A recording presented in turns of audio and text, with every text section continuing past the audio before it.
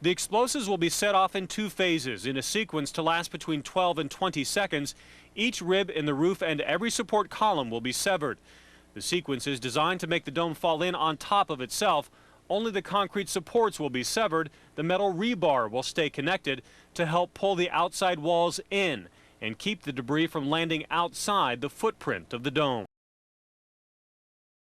10, 9, 8, 7, 6, 5.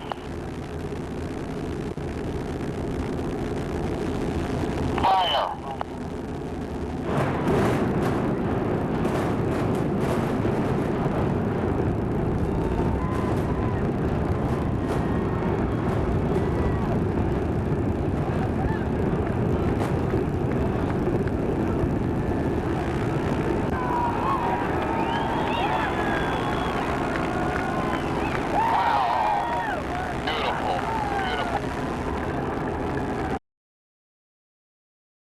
Most of the north area from the Kingdome is covered right now as we look out. Now, Kathy, we do have a look down toward the dome, and we're able to see some of the dust clearing and some of the debris, and you can tell that, yes, indeed, the job was done. We thought that we might see up to 70 feet standing, some of the walls, and maybe we will see more of that as the dust clears, but you can see as our first look at the debris, at the aftermath of the implosion, it did quite a destructive job as it was intended to do.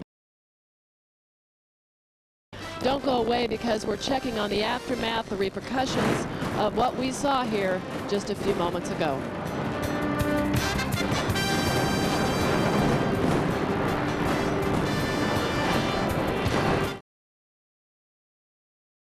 Right now, let's show you the replay of what we shot from Air 4 when the implosion happened.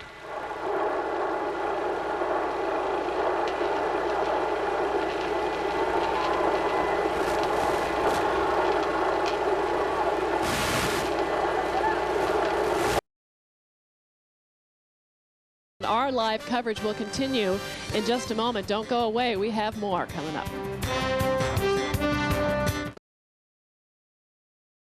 Have a great day. Bye-bye.